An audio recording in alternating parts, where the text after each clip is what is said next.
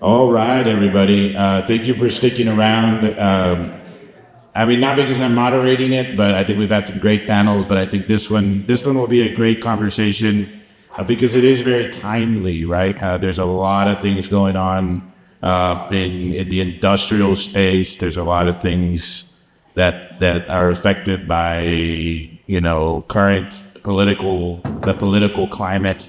So we're going to dive into this subject of industrial development and nearshoring, right? Is it happening? Is it going to happen? When is it?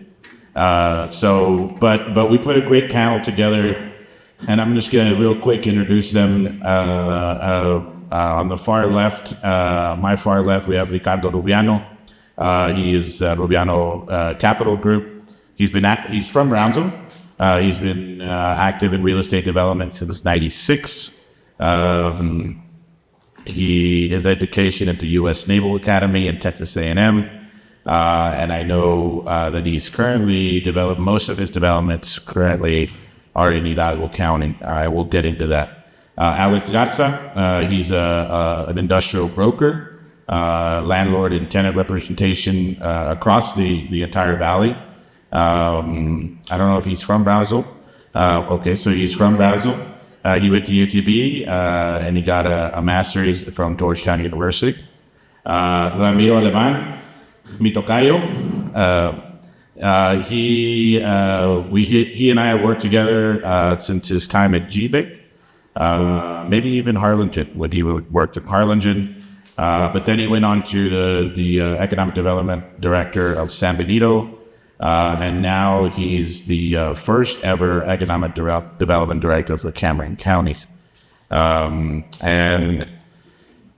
Mari Carmen Cadena, she is an experienced real estate broker in the Mexican real estate market on Matamoros-Reynosa border side. And she holds an MBA from the EU Business School. And we've got to know each other over the years. So with that, I will start with Mr. Rubiano. Your development work, from what I can see and I know, it was throughout the valley, industrial and commercial. What are some of the differences you see between the cities? I know you're very opinionated on some of these topics. And what drives your investment decisions? So, how do you decide to invest in FAR or another city or Brownsville or any of that kind of stuff? So, okay, thanks. So taking that question and trying to take it down in decision matrix because we write the check, right? So the guy that writes the check, you can go home and not be able to go to HEB tomorrow. So you've got to be very careful. I would say that the first that comes to mind is the attitude of the city. Are they going to help you, or are they really going to be?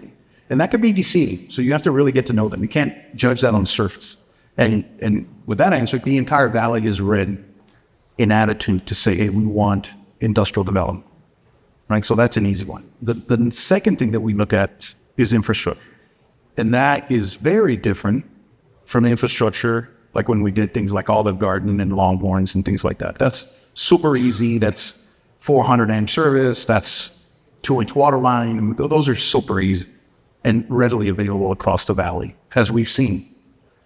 But for industrial, we go all the way back to the bridge. We go back to transmodal transportation. You have to think like that tenant and what is going to attract that tenant, what's going to help them be in business, the amount of power. And then if you don't, and it's rare that a location in the valley answers all those questions. If not, we would be there right now doing everything we could to be in business there. Just like the Expressway in Brownsville, right? I mean, we got a list of tenants that are dying to be on the Expressway in Brownsville. There's no place to put them, right? So that, and I don't mean to be negative. I'm not Brownsville negative. I'm very Brownsville positive. But I'm saying that same attitude is the same for industrial. Rail, bridge, transportation, size of lots, intermixing where some people say, oh, I've got an industrial park, but you're surrounded by residential. You've got to think like that tenant. All that tenant is thinking about is, all of the billboards up and down the valley of, hey, were you hit by an 18-wheeler? Call us. Well, all of a sudden you're like, well, I can't be in that market. So they want to get on the freeway and go, right? And so the first thing we look at is the attitude of the city and the infrastructure, and then just what that tenant is telling us. Workforce solutions, job codes, we drill down into what does that tenant need, right? We're negotiating with 3 tenants right now. They want to know, okay, if I assemble this electric motor, what are the job codes for that, right? From polishing, finishing, assembly, cleaning it, packing it, and shipping. Right? Well, there's 6 job codes. I've got to go, and tomorrow we're touring a CTU facility in Edinburgh that wants to send us employees. Right? So you've got to really drill down, and it's not just, oh, here's some land, I'm going to sell it to you, and good luck. No, I mean, so we look at all of those. I guess that's the best answer I've got, and sort of on the surface. Cool. And just so earlier I heard you say that you're building a couple of million square feet, or you have planned in forward. We're working on 500,000 square feet right now. But Hidalgo County is just, there's more landowners. There's more. I don't know how to describe it. I don't want to sound, because we're very pro Brownsville. Like Brownsville to me has the most. There's 2 types of energy, right? Kinetic and potential. Kinetic energy is Hidalgo County. Potential energy is Brownsville or Cameron County. It's got geographic blessings, right? SpaceX and LNG. Those 2 would not be here without geographic blessings, right? If we don't have access to the beach, SpaceX would have gone somewhere else. We don't have the Port of Brownsville, LNG would have gone somewhere else, right? So those 2 are geographic blessings. So now our job is to expand on that. So our job is to bring forth properties that service those folks, that create jobs for those folks. I mentioned job codes.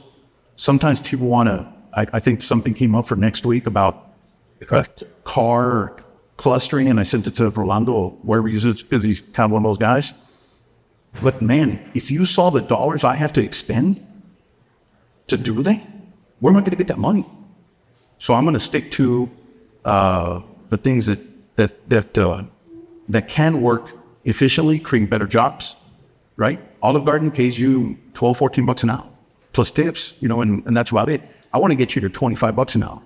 Like $20 an hour, what is that? It's $50,000 a year.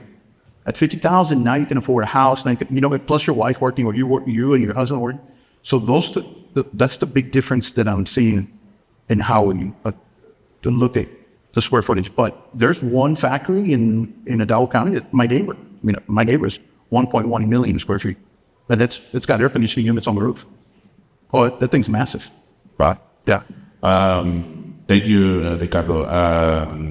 Ramiro, I think as the first economic development director, I think we're still trying to figure out what you do. So am I.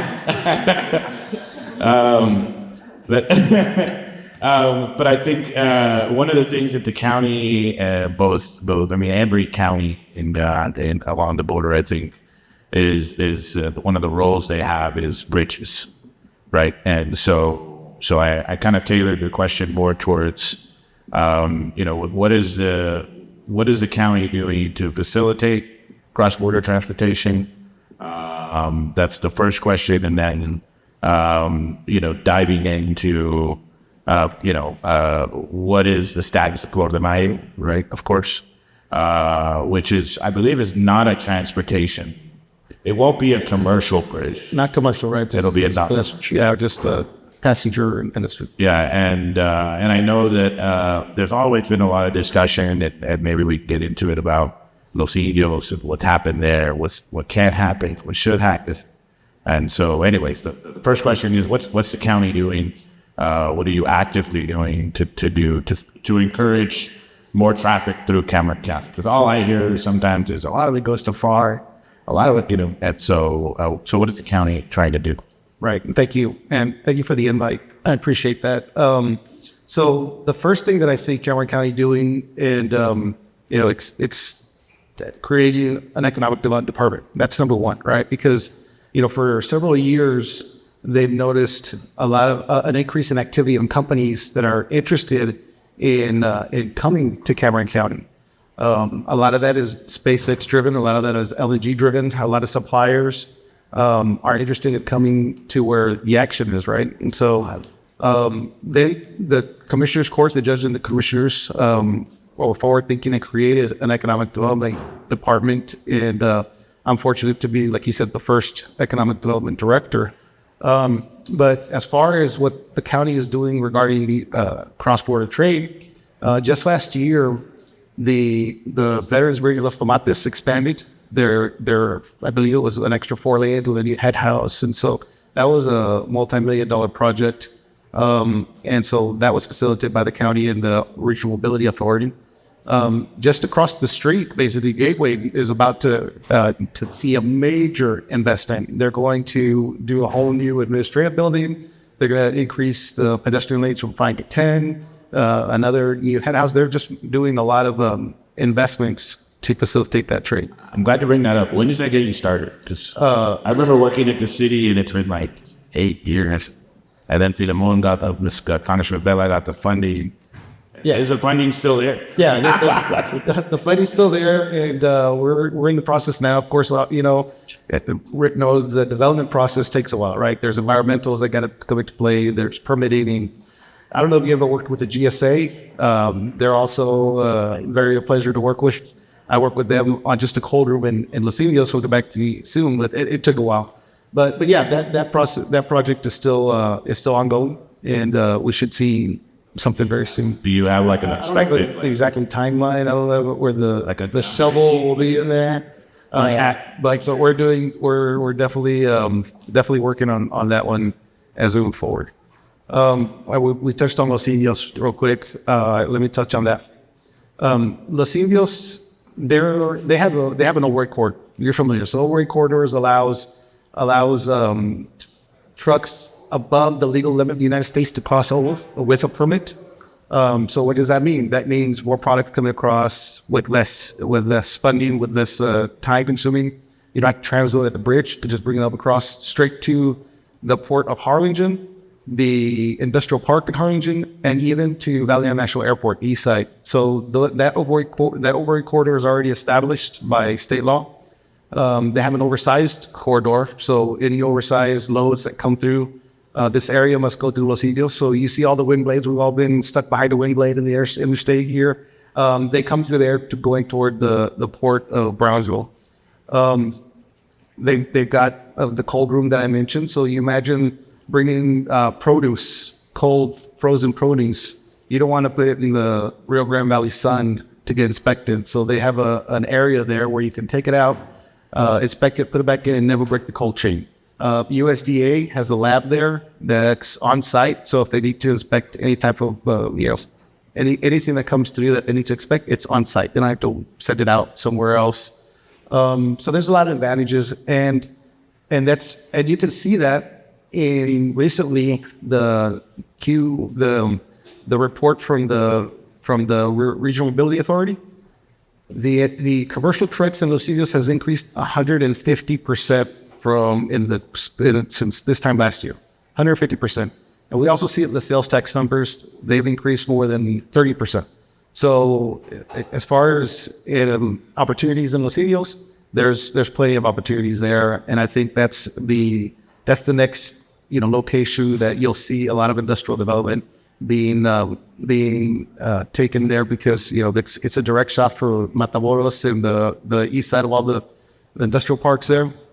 But so yeah, there's a big opportunity in Los Indios. I don't know, what was the other question you asked? Florida Mayo, Yeah, okay. So that way, again, the Regional Mobility Authority is taking the lead on that. But in December, the administration approved a law that allows a presidential permit before the environmentals are completed. So that you move the project along several years forward, right? Than what we thought. And I think that's also important because at the time we're now, with all the divisiveness and at DC and all the us versus them type mentality, that bill was bipartisan. It was from Senator Ted Cruz, Representative Gonzalez, and they were able to get the bill President Biden signed it into law, and so specifically for our area. And so I think that's a really great project that, again, it's a couple of years away, but still it's sooner than we thought because of that legislation. So, and I'm already getting calls from developers, retailers, brokers about, are there any property in the area? What's the infrastructure like? Because so there's already interest in development in that area. So that's another opportunity. So there's a lot of great opportunities right now in Cameron County, and I think now's the time to definitely invest in the area. Cool. Thank you, Ramiro. Thank you for those words. Mari Carmen, le voy a cambiar a español. Pero, pues, digo, yo he estado escuchando este tema de Nearshoring, pues ya que 2-3 años, ¿no? Yo creo que todo el mundo estaba pensando, pues que no iba, que cosas políticamente iban a estar estables. Ese era como un assumption, que no iba a haber aranceles, y que todo iba a estar igual, ¿verdad? Entonces la pregunta pues que tengo es todavía se platica de Nearshoring, está pasando, ¿qué estás viendo del lado mexicano? Sí, digo, es una realidad, todavía lo estamos viendo con lo de China y todo lo que está pasando hoy. Bueno, muchísimas gracias por la invitación. Yo siempre he sido una persona que piensa que si le va bien a Matamoros, le va bien a Brownsville. Si le va bien a Brownsville, le va bien a Matamoros. Viceversa, con Reynosa Mataron. Pero en estos momentos todo cambió. Todo está cambiando y esta palabra de nearshoring, friendshoring, reshoring, onshoring, que la han cambiado 1000 veces de forma de ser, nos pasó por encima al estado de Tamaulipas. No nos llevó ninguna empresa dentro de lo que fue Nearshoring, que empezó en el 2021-22. El 50% de estas empresas se quedaron en el estado de Nuevo León. El resto está entre Coahuila y todo el área de Bajío, que es San Luis Potosí, Guanajuato, Querétaro. ¿Por qué? Una de las principales cosas, pues áreas de inversión es el área automotriz. Entonces, primero se fueron a la zona donde están las plantas armadoras. Hemos luchado por muchos años por traer tanto a Tamaulipas una planta armadora, pero no lo hemos logrado. Sin embargo, Nuevo León, Jalisco, Guanajuato, Querétaro, San Luis Potosí, todos ellos sí las tienen. Y ahí es, ¿qué es el Nearshoring? O sea, ¿para qué servía? Servía para que tu supply chain bajaran los costos porque querías buscar la cercanía. ¿Y quiénes eran estas empresas que querían venirse a aprovecharse del Nearshoring? La mayoría de ellas eran asiáticas. Entonces, ellos tienen una forma muy particular de trabajar, que es que se van a ubicar donde ya haya más empresas asiáticas. Y nosotros casi no tenemos empresas asiáticas en Tamaulipas. Tenemos muchas empresas principalmente de Estados Unidos. Sí tenemos algunas europeas, algunas de Canadá, pero principalmente Estados Unidos. Entonces, todas estas empresas se fueron a ubicar a otra zona. En Monterrey creció muchísimo porque está aquí y por eso se fue el 50% de todo el Nearshoring a Nuevo León y a su área metropolitana. Ahí seguía Coahuila, Chihuahua y el resto se quedó en el Bajío. ¿Qué va a pasar? Si sigue, no sigue, el tema sigue y el comercio sigue y la industria automotriz sigue, que es la gran mayoría de lo que tenemos. Por ejemplo, Matamoros, por eso hablaban de clúster automotriz, porque simplemente en Matamoros y en Tamaulipas, el 85% de la industria maquiladora que tenemos en la zona está relacionada con la industria automotriz, en diferentes aspectos, electrónico, textil, metal mecánico, plástico, de muchos. Pero nos quedamos ahí. ¿Hicimos la tarea? Sí hicimos la tarea, nos preparamos. Hay escuelas, universidades que se prepararon con muchísima gente técnica para estar listos para recibir a todas estas posibles ofertas de trabajo. Industrialmente nos preparamos. Tanto en Reynosa como en Matamoros tenemos más de 1 millón de pies cuadrados disponibles y listos para cualquier empresa que quiera instalarse, con infraestructura, que también llegó a ser un problema lo que es la electricidad, pero todos estos edificios están listos, desde clase A, B, C, pero hay más de 1 millón de pies cuadrados en cada una de las ciudades. Y estamos esperándolo. ¿Van a regresar? Todo depende de la otra pregunta que sé que me vas a hacer en un ratito de las tarifas. No hay una estabilidad política en el tema de tarifas. Cada día nos están cambiando la historia. Originalmente para la automotriz iba a ser el 25%, después más del 25% de todo lo que era acero. Ayer lo quitaron el otro 25%, nada más se queda el 25%, pero empezamos en un 5, 10, 15, 25, más 25 era nada más el 25, entonces son tantos cambios por mes que las empresas automotrices o cualquier empresa, cualquier persona que tiene un negocio, sus planeaciones no son de una semana, de un mes, ¿no? Normalmente planeas tienes planes de 5, 10, 15 años y no nos ha permitido hacerlo últimamente. Entonces, estamos esperando a ver con qué novedad terminamos el año para recibir nuevas acreedores. Pues sí, de hecho el presidente Fox en su plática el lunes, pues dijo eso, nomás, no, la gente de negocio tiene que saber las reglas. Digo, dime lo que va a hacer, ya, pero no lo cambies de un día al otro, como dices tú, que el 5 y luego el 10 y luego el 15, pero pues ya ni sabes. Bueno, tengo un cliente, por ejemplo, en Matamoros, que está en el sector automotriz y tiene un producto para un cliente en específico que sí trae algunos componentes chinos. Entonces me dice, imagínate, o sea, de ese componente me subieron el 125% de tarifa, entonces yo no sé por cuánto tiempo va a ser eso, le estoy cotizando casi semanalmente al cliente, porque pues y es un proceso diferente. Entonces sí estamos ahorita un poquito con la incertidumbre. Bueno, y del Nearshoring, digo, ¿qué piensas tú que vamos a suponer que en las tarifas todo eso se tranquilice un poco? ¿Qué nos queda a nosotros? ¿Qué nos queda al valle? Todo lo que es la logística, me imagino, o eso es lo que estamos... Mira, si logramos, yo creo que si logramos que ya las tarifas queden estables, que estemos todos tranquilos, estamos preparados, te voy a decir por qué. Ya en muchas de estas otras partes de México tienen un grave problema con la rotación. El turnover rate está altísimo, ya les falta gente.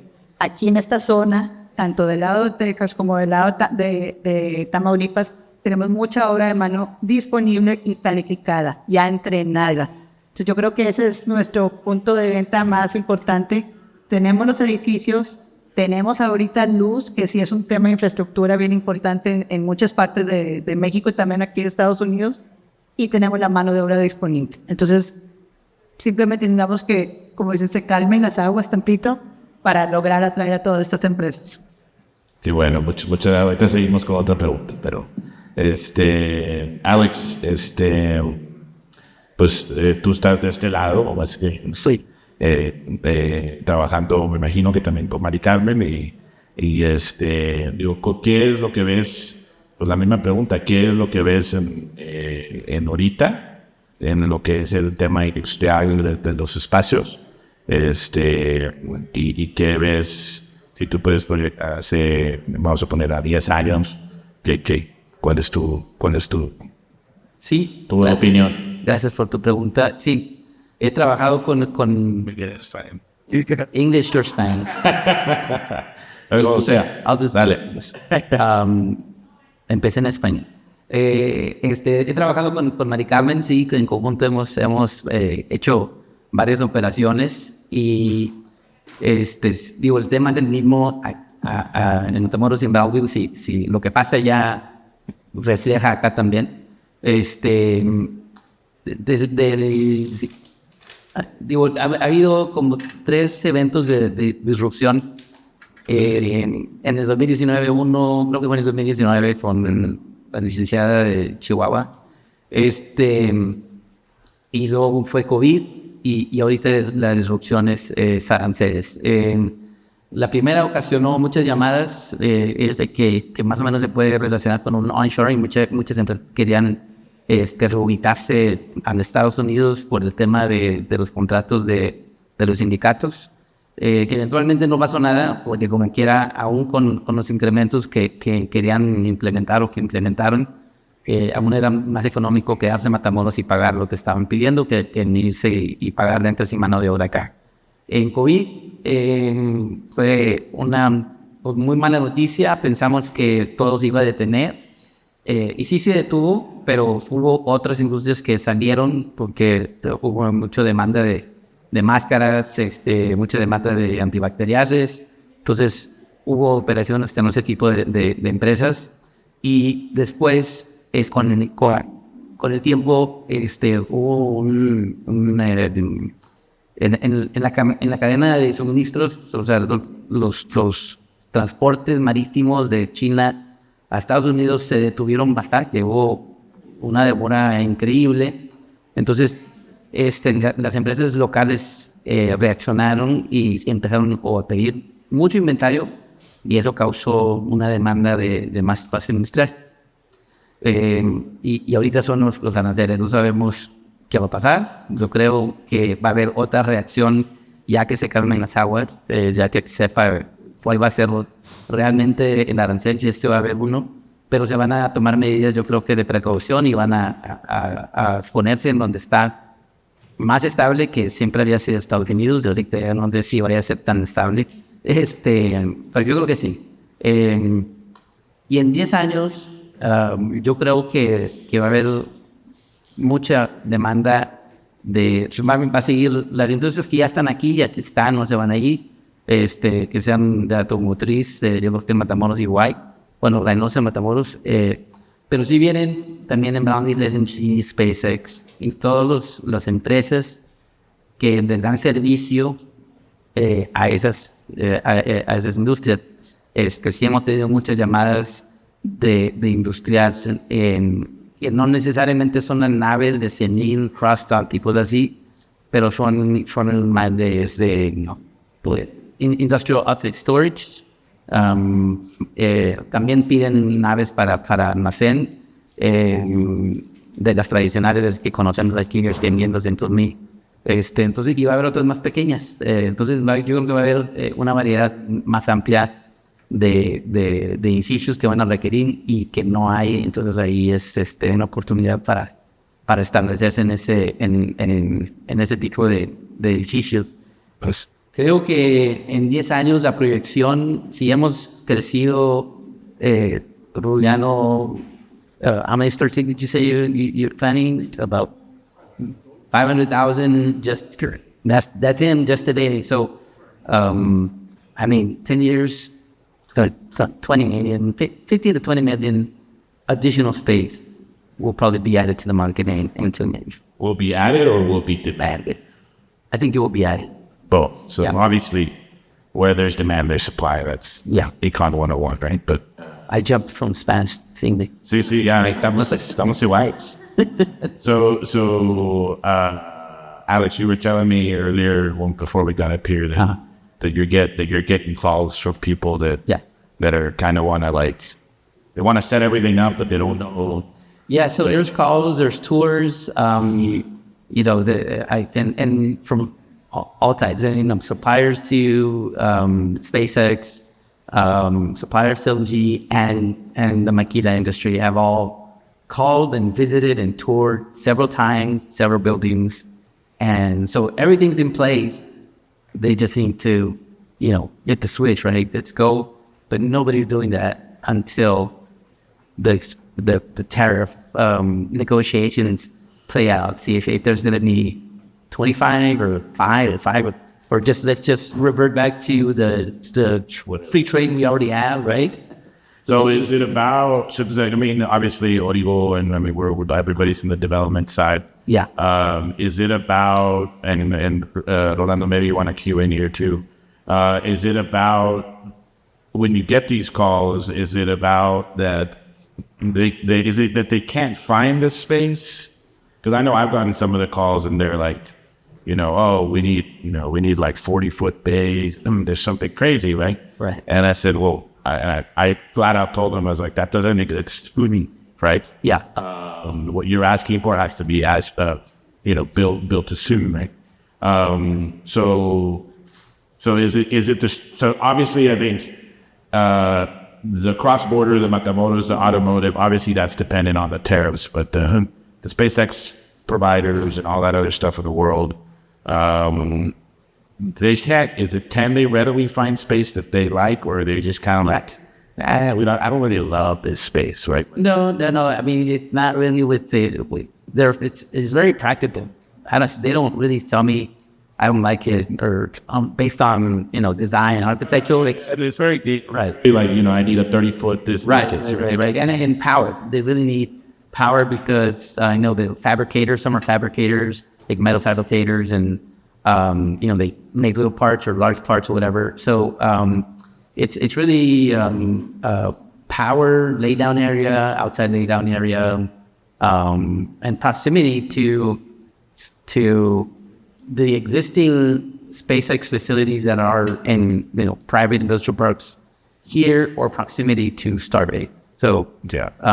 it's really inclining to wanting to be close to the airport, but they're not. They're not gonna say no to a building that meets all their check all the boxes, and that's not near the airport.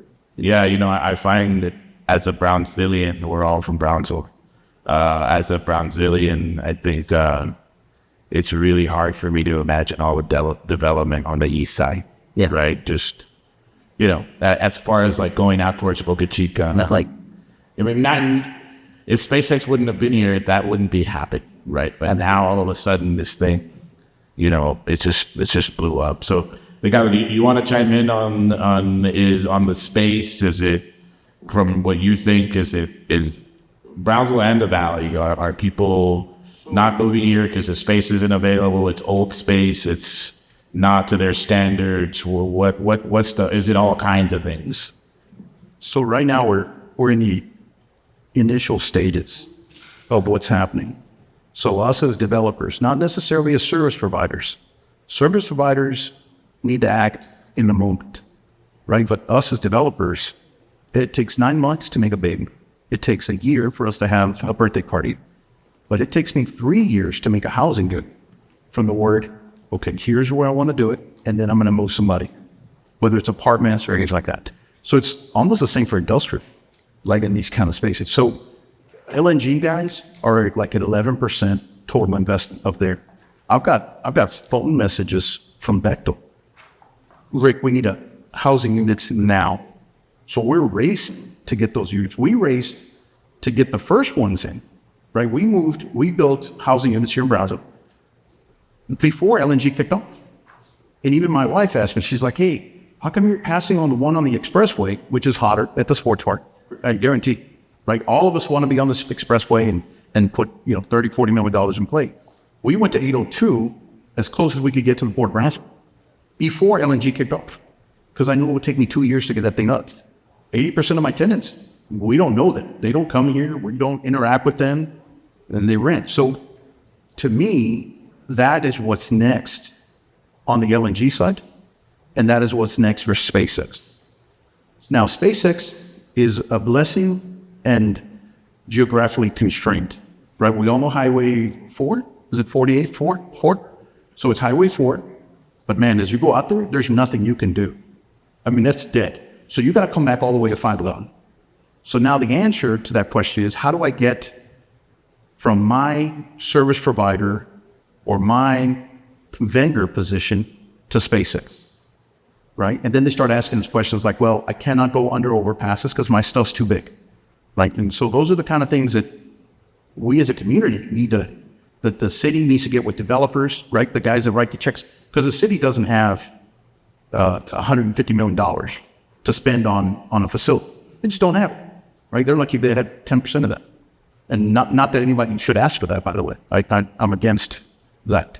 But so they've got to come to folks like myself or other developers and say, okay, how do I bring that together? Because that's what I mean by potential energy. At Hidalgo County, well, they have the bridges. They're like, hey, how come FAR's doing so good? Because of the bridge. I mean, do they have a SpaceX? No. Do they have an LNG? No. Right? So they actually advertise with your LNG and your SpaceX. Right? If you go to Hidalgo County, it's like a picture of the rocket. I'm like, guys, that's in Cameron County.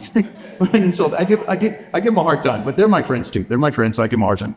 But they know, right, what draws people. And so I think that we need to get together as a group, because industrial guys, Like if you do an Olive Garden or you do a Starbucks, which is, wow, that's awesome. Man, there's 6 Olive Gardens from here to McAllen, right? Nobody cares. Like you do it, you're done. You do a Starbucks, which I've done, you're there. Dunkin' Donuts, McAllister's Deli, right? Longhorn, doesn't matter.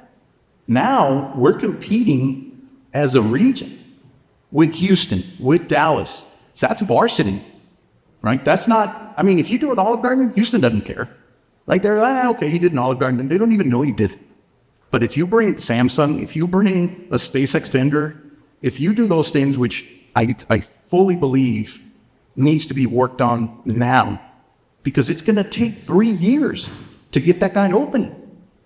So that's where you have to use data. People love to say, oh, we're data driven. Okay, let me see your data. They just, that's what I thought. So by the way, so 2 books, I always take people books to read.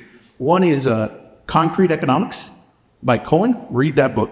And number 2, Think Fast, Think Slow, which I'm sure everybody here's heard of. But Think Fast, Think Slow. Those 2 books should help you in how we're moving forward. Well, thank you. I mean, you're right. I mean, if we got to put down 10 to 20 million square feet of industrial space, one, I don't know where the hell that's going to go. That's exactly what.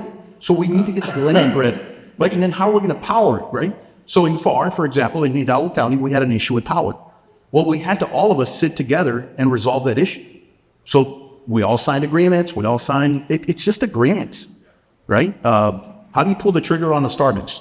Get them to sign a lease, and then you go build it, and then you build a Starbucks, and then they move in, and then they pay you rent to pay your credit, right? That's it. Simple.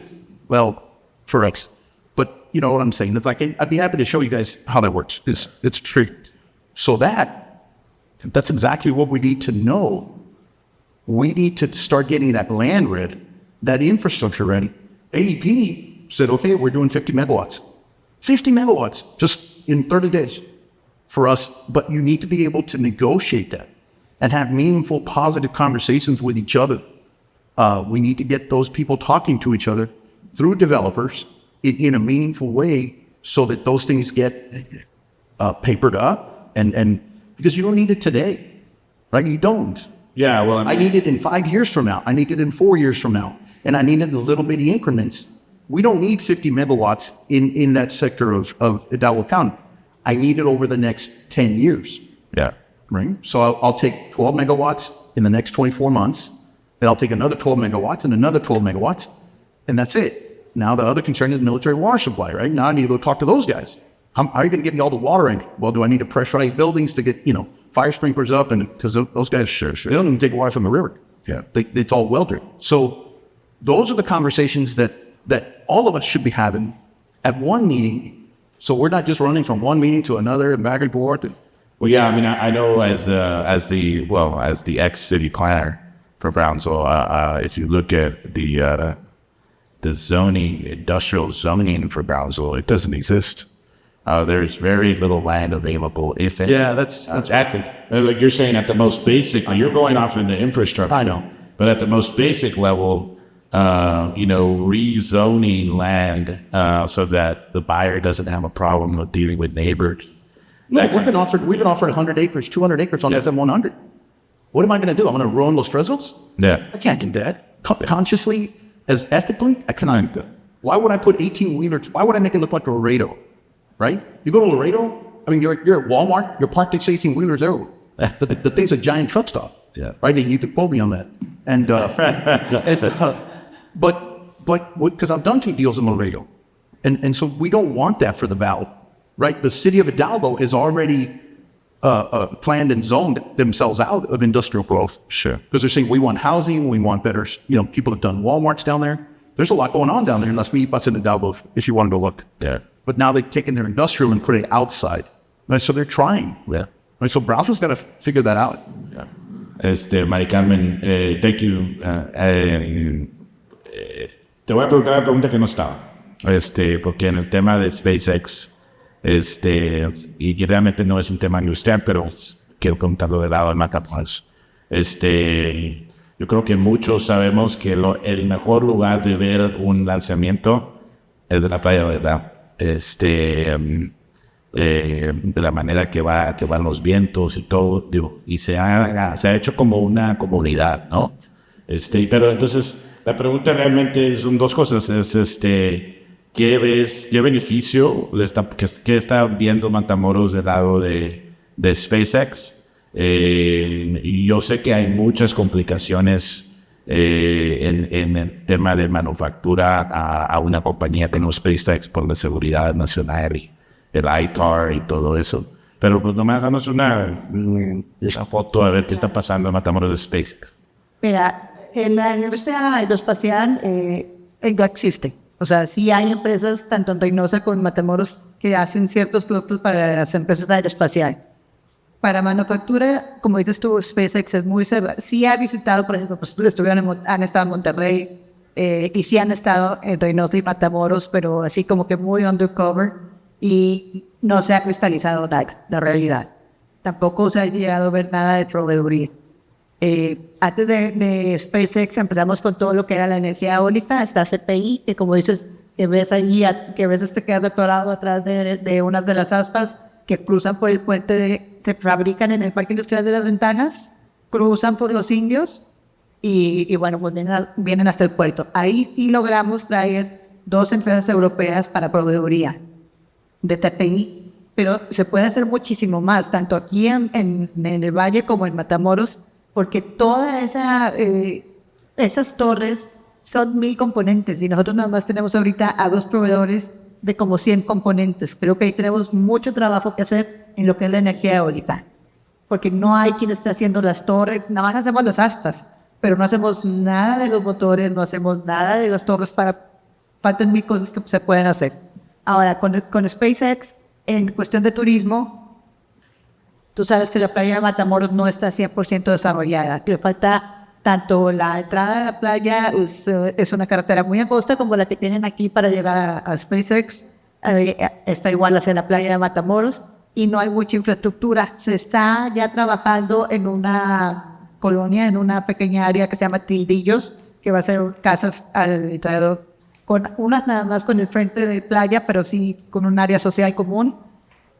Y que se ha puesto, sí, todo el mundo dice que se ve más padre de Matamoros, que está muy, muy bonito el ambiente, se ponen bandas, hay bandas, hay carritos de comida, de bebidas, todo esto, y llevan a muchos niños a las escuelas, ya hay escuelas que hacen los tours para llevarlos.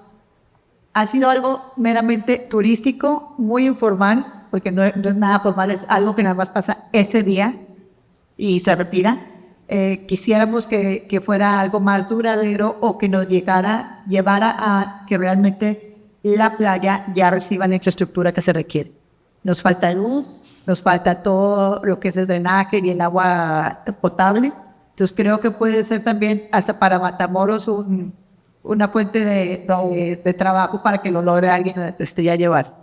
Nadie lo ha hecho. Tenemos toda la vida sin la misma playa. Sí, yo he visto en Facebook que ya hay gente, no sé si es un negocio de Matamoros que viene y recoge gente acá, que tienen otros de eso, pero que en días de lanzamiento se ofrecen como un ride. Ya le hizo como un corrido. Sí. Pero no sabía de las bandas y de la... Sí, porque A lo mejor está mejor allá que acá, un definitivamente. corrido de ir al Marte, o no me acuerdo cómo se llama, y está muy divertido. Y te digo, o sea, hay música en vivo, hay muchas cosas muy padres, pero duran un día, duran ese momento. Sí. La idea es que sea algo que se pueda planificar y que sea más duradero. Sí, yo creo que era inesperado. Yo me acuerdo comiendo con el ex-alcalde de Mario y siempre como que, pues como no se había lanzado uno, se va a lanzar. Y luego ya cuando se empezaban a lanzar, ay, pues así. Y luego ha crecido la gente que va, ¿verdad? Porque hasta yo creo que le ha agarrado confianza también. Claro.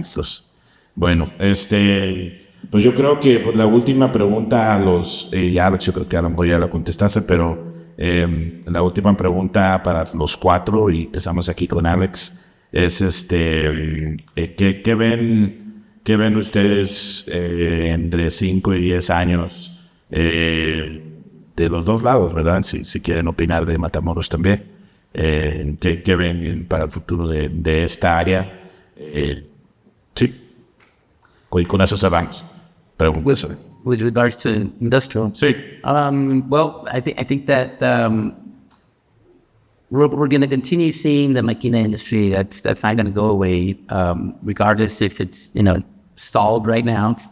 But I do see a lot of the new industries that are showing up. I mean, I've been in calls that we're talking about maybe data centers, because some of these new companies require a lot of energy. Some will connect to the grid, some will produce their own power. So if that power is, if they exceed the demands, they'll sell it, they'll put it back in the grid, or they're talking about combining maybe a data center with some of this. So there are new industries that all this is creating, and I think that we're just not even the tip of the iceberg, in my opinion, of what's coming. I think it's just, if you go up to Corpus, or I think at Port Arthur, and when you take a look at what LNG looks like over there, and then if you go to Cape Canaveral and Hawthorne and what SpaceX is over there, if you ask people who probably are not aware really of the whole business plan, whether it's LNG or SpaceX, how far along are you in your business plan? Nobody says they're almost done. I think everybody's estimated 20 to 30%, 50% done maybe. So we've seen everything we've seen so far. We still have a long way to go, and that's just going to create more industry, more jobs, more housing, more employees, better wages. So I think we're headed in the right direction. Pues yo creo que de aquí a 10 años todavía todos vamos a manejar un auto. No creo que andemos volando por ningún lado. Entonces, en la zona entre Matamoros y Reynosa, ya logramos con la Universidad Tecnológica de Matamoros hacer un carro como transparente, video como el avión de Wonder Woman, y puedes ver todo lo que se construye en esta zona. O sea, tú estás viendo el automóvil y está el volante, está la bolsa de aire, está el cinturón, están los radios, está todos los bumpers, los limpiaparabrisas, casi todo el interior, los asientos, casi todo el interior de un automóvil se construye en esta zona. Entonces, el sueño para nosotros sería poder, entre un mágico Valle, Texas, como decimos, y Reynosa, Matamoros, tener una armadora automotriz, que sería algo increíble para la zona. Siempre he pensado que la zona por el área de los indios es del lado mexicano, y ahí, esa zona es una área increíble, porque puedes traer a trabajar gente de Matamoros, de Vallehermoso, de Río Bravo, de San Fernando, al mismo Reynosa, y hay muchísima gente preparada y lista para hacerlo. Tenemos una cantidad de ingenieros graduándose anualmente, increíblemente. La Universidad Tecnológica de Matamoros tiene ahorita programas de intercambio en Estados Unidos, Canadá, en Francia. Han ganado una cantidad importantísima de proyectos de robótica. Entonces, estamos listos. Tenemos los desarrolladores en ambos lados de la frontera que tienen el capital y la experiencia para hacer cualquier tipo de edificio. Así es que ese sería mi sueño, mi visión en 10 años, poder lograr tener en Matamoros una empresa automotriz, una armadora. Sure. I think a lot of the future of Camden County, anyways, and northern Mexico, and I think really the valley, it has a lot to do with the Port of Brownsville. The Port of Brownsville, for those of you who don't know, is dipping their channel from 42 feet to 52 feet. And that's going to increase, obviously, the size of the ships, opportunities for new investments, new companies to come in. We were already starting to see that with two companies that have announced, Forces Steel and Ternium. They've announced hundreds of millions worth of investment and hundreds of jobs. They're coming to the port because of that. We're also working with energy companies at the port also, bringing, again, hundreds of jobs and up to billions of investment. So I think steel and energy are going to be a big factor in the next 5 to 10 years. And of course, SpaceX isn't going anywhere. They're going to continue to grow. As a matter of fact, I think they're close to announcing. I think the land has already been closed on.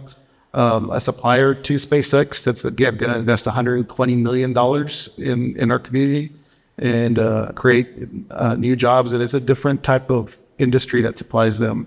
So that hopefully they'll be ready to announce soon.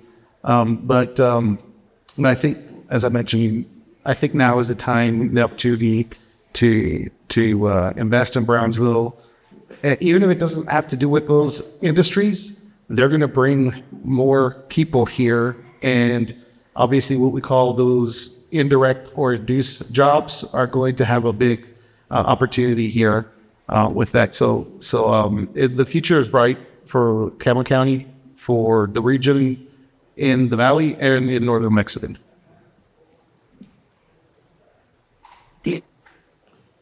Thanks for the same question.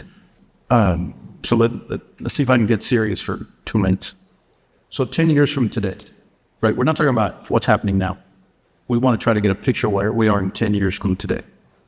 The Port of Brownsville becomes a dominant force in importation, development of both sides of the port. That's billions of dollars on either side of the port, which right now is only half, and then maybe 20% of one half, right? So 10% of the total port is developed. So I would envision that would be both sides. I think Ternium and Forsen, as Ramiro says, is onto something. Those guys you don't write a check for $500 million being like, oh God, I hope this works. So that's not what they're doing.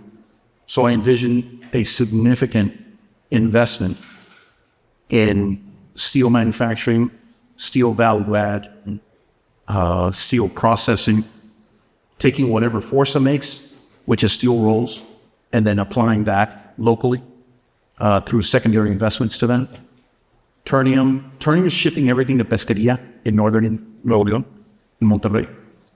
But I can't imagine that with now the tariffs, that doesn't force us to spend the next 36 months figuring out how do we address that. So going back to nearshoring, this started in Obama, and then Trump, and then Biden, and then Trump again.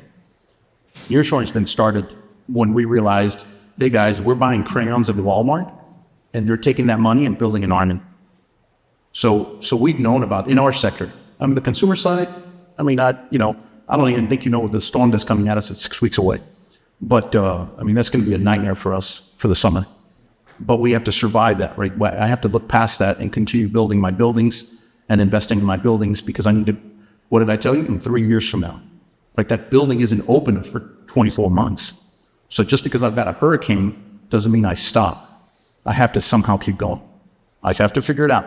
Refinance myself, restructure it, reorganize my borrowing capacity, whatever. But I need 24 months from today, I need that factory open. I need that processing center open. And so in 10 years from now, a lot of what's in Monterrey, because we're getting the calls now, people literally saying, I need to move to the Valley. I need to come to the Valley. And why is that? We have the labor and we have the training. So on the academic side, 10 years from now, I'll go out on a limb. TSC merges with STC somehow or TSTC somehow.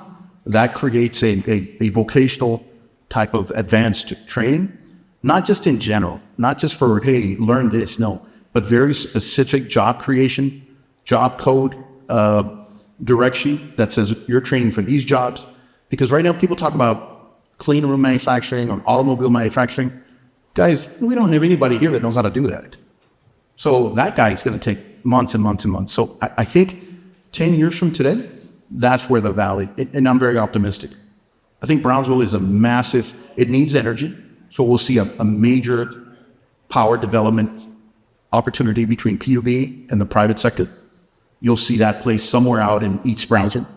It has to come. Without that, we're DOAs. So that has to be a part of the solution. So I envision that over the next 10 years. And I think I'm very optimistic because of our labor force, because of the youth that we have available. Not any other region in the country has it. So it has to be here unless we move it. And on both sides of the border. Oh, no, without a doubt, right? So no. And we do that now. There's little vans that cross every day. I mean, the mechanics of all this, guys, is we don't know it. Like, you can't just listen to the president or listen to one guy or the other guy. We have vans that cross every day. Every day, people come from Matamoros and Reynosa to work over here and vice versa. So that's a that's a known, right? Now, tariffs are kind of forcing that, but we have a tremendous amount of Mexican companies that are saying, hey man, look, I manufacture, light gauge steel. I need to do it in FAR now. I need to do it in Brownsville now, right? We've got Mexican under 300 employees. They're saying, I can no longer survive sindicato. I can no longer survive cartels. I can no longer survive political pressure. I need to go back to the United States. So I envision that being the driving force and will significantly, unfortunately for all of us, increase the cost of living for where we are, but also the demand for housing, the demand for services. I envision places like Madera up on the freeway. If they're going in the right direction, they will basically create North Brownsville, right? I haven't seen an overall master plan, but I'm assuming that's where they're headed. Yeah. So you're talking about a second stadium. You're talking about, right, any number of Sam Stadium is antiquated. So I just envision those things have to happen in order for us to move into 2036. Awesome. I'll open it up for questions. Any questions to anybody? I don't know if we have another mic, but there we go. There's Nathan. Nathan, you want to ask a question? I do have a question. The second is a two-part question. It's for Ramiro and it's for Ricardo. So I work in economic development, and we always like to think we know what we're doing sometimes, and sometimes we do, and sometimes we don't. And so for Ramiro, if you could touch on what the county's doing to spur industrial development, any kind of resources or incentives that you have to offer. And then for Ricardo, what's something you kind of wish you could get for either Cameron or Hidalgo County in terms of assistance or support in the creation of industrial parks? That was still weird. I'll go first. So by law, we're all, restricted by what we can do, right? And so, everybody knows what an EPC is, but we at the county don't have that C behind us. We're not a corporation. We're a department of a local government. We're the county, right? And so we're restricted on exactly what we can do. But one of the things that we do, and I think we have now 8, because 2 of them have dropped off this year, but we have tax abatements. So we're able to reduce the liability on companies for their taxing purposes on the county portion only. That's the whole bill. So the good news, I don't know if you've heard that the news or not, but this was SpaceX's last year. So in 2026, they're going to start paying 100% of all of their taxes, which should see a big influx of tax revenue for the county. So that's a positive. Another one was a Cameron wind turbine that they're going to start paying 100% of taxes also. But that's one of the ways we do it. Also, another different way we do it is by tax increment reinvestment zones. That's more for commercial / residential type projects. Madeira is in one of them. And so the way we help there is that we use any increment of the value that the county would get, and we provide back to the developer to help pay for the public infrastructure that's out there. So those are the 2 main tools that we have for in development. But again, other things like providing you with data, helping you through the permitting process. All this, having somebody to call to be able to connect you to all these resources. That's kind of how we can help development. I don't know, but your question was, what would we like to see happen or do from What could cities do to make things better for developers, basically? I think that that the conversation we had one sided with Vicente Fox was very enlightening, and honestly, I'm sure that many of us are in this room.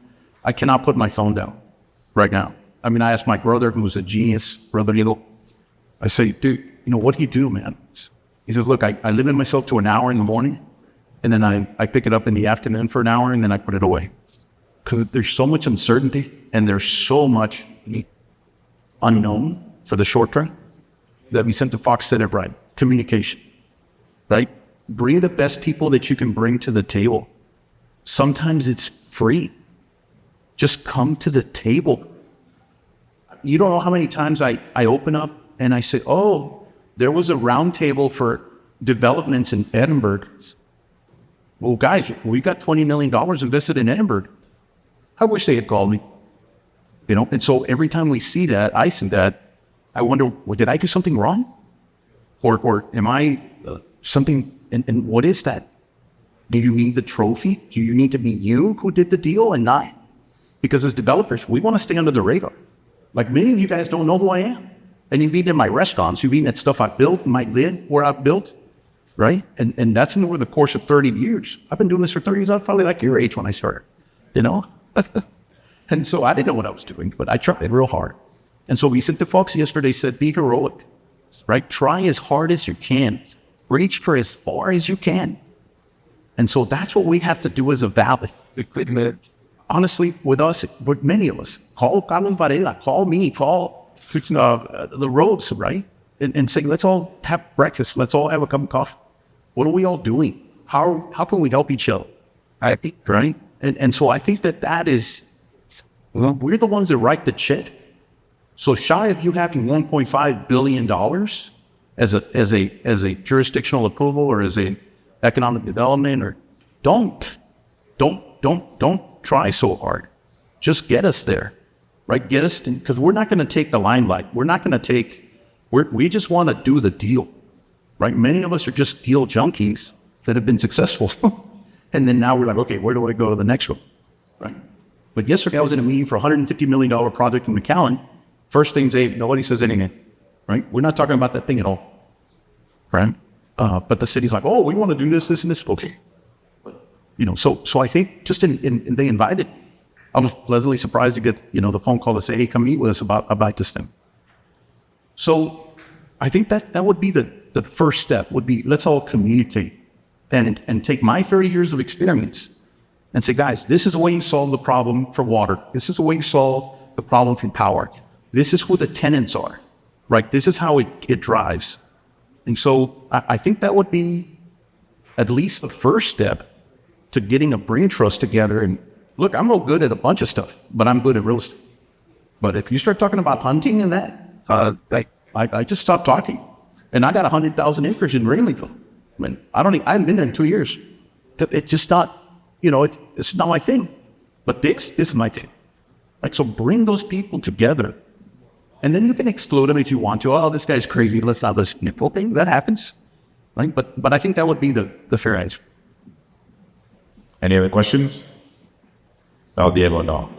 Hi, I'm Diego. Thanks so much for your time. It's been a great panel. My question is, how do we support deeper regional integration? O cómo fomentamos una integración regional as we kind of play with the bigger players in Dallas and Houston? How do you promote that kind of integration? Ha habido recientemente varios esfuerzos. Está COSTEP, que es un organismo como Ramiro, que tratan de unir a las diferentes, ellos vienen desde Laredo hasta Brownsville. En ambos lados de la frontera está Rioplex. Rioplex es uno nuevo que está de McAllen a Brownsville, con todo lo que hay in between.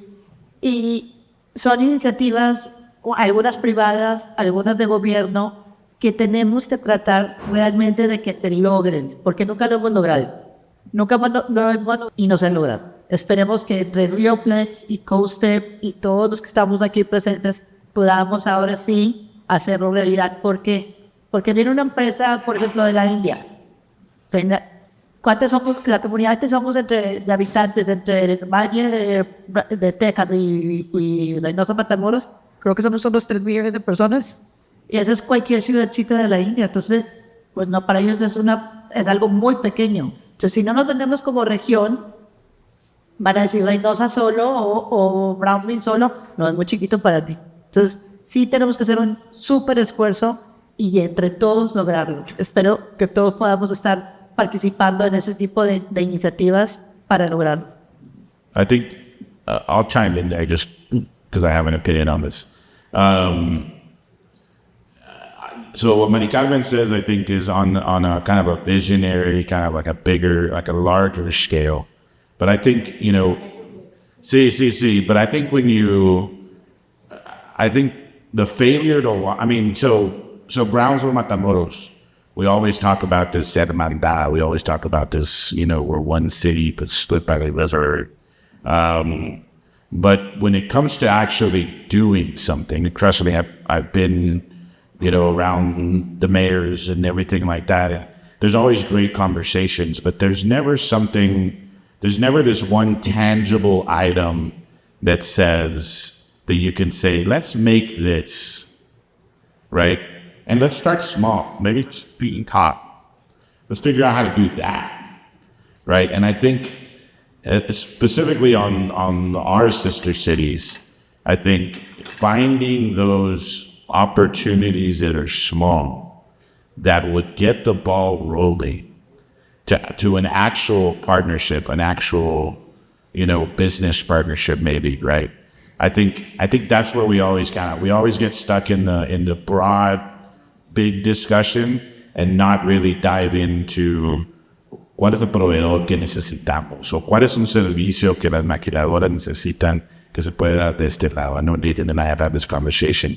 And so there's all these, there's all these little things, all these little services that nobody would ever think about, right? That are needed, but nobody ever provides, right? And we never have a conversation on actually executing that, right? And so, I mean, in the time that I've been around, I've always focused on what's the low-hanging fruit. Let's get after it. And I mean, much like this event today, the idea for this whole day, maybe it was about 3 weeks ago, right? And but we got it done, and hopefully next year it'll get bigger. I'm sure it will, right? Because we planted the seed today, and we're gonna water it until next year, and we're gonna have 100 reels or whatever. I mean, whoever we have it. We started last year, and it grew. What do you think, Nathan? By 50% this year? Yeah, definitely. All right. So where are we gonna be next year 3? What's gonna happen, right? So anyway, that's really, I think, to your question, Diego, is I think we gotta find those small little things, the low-hanging fruit, and go after it, and then that's it. That's just a different way of looking at it. I just want to make a comment on that because I was, as Ramiro mentioned earlier, I worked in Harlingen for 11 years, worked in Brownsville for another 5. So I've been doing this total of 18 years. I started when I was 10, but I just wanted to make sure you guys were still listening. So I've been doing this for 18 years, and ever since then, Harlingen, Brownsville, the county never worked together, never really talked together, never easy. One of my initiatives when I came on board is I wanted to change that.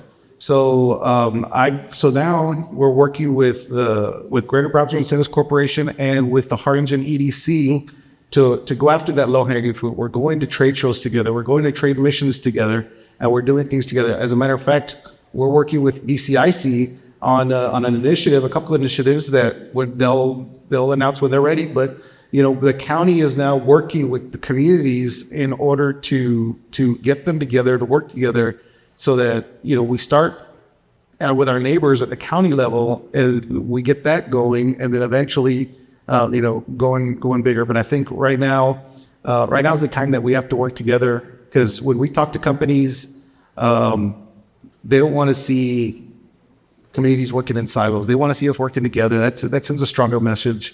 And so now that we're working together, I think the future is definitely bright. One second. So the answer to your question, it started 10 years ago, right? There's a lot of us now. We didn't have a lot when we started 20 years ago. Okay. But we saw the potential of the valley, started investing in the valley. My office, is it down this hall? Nathan, where's my office? Right here? Or in the other hall? So my office is right there. And then my office is on the top floor of the PNC building at Nolana and McCall and 10th Street. Nolana and 10th Street. So I've got a view of all of McAllen to the north and to the east. And then I'm here because I believe in Brownsville. Like, I want someone like you to say, hey, can we meet up there and talk about how do we work on an industrial development? How do we work on a building? Whatever we've seen so many tenants over 30 years that whatever you want to work on, I'll sit down and talk to you after this. Okay? So that's already happening. And I can run down the list of guys like my neighbor, Nolan Bettis, right? Who started out in a clinic, 15 years ago. Now the guy owns surgical centers and from Mission to Brownsville, right? He started out just in Port Isabel. Great guy. So there's a bunch of us that no disrespect to the counties or the cities, but we have to, we are one region, right? That's what I told Rioplex. When Rioplex said, hey, let's do this. We've been doing it for 10 years, right? That information is there. When I talk to a manufacturer, that's coming to FAR, I don't say, oh, it's FAR. I don't show them the FAR numbers. I show them the 3.5 million. I tell them about the vans across the river, right? I send them to Edinburgh to see how do we train people, or whoever will talk to me, TSTC, whoever will talk to me. Say, guys, I got a meeting tomorrow if you want to come to it, 2:00, And so engaging across the valley is the solution to what you're talking about. Some of these very wonderful folks that are constrained to their site, but we are not, right? So the answer is you, like the folks said, you're the answer to your question. Engage outside of your silo. Done. Good. So with that, that concludes the panel. Thank you all for being here. Thank you all for being here.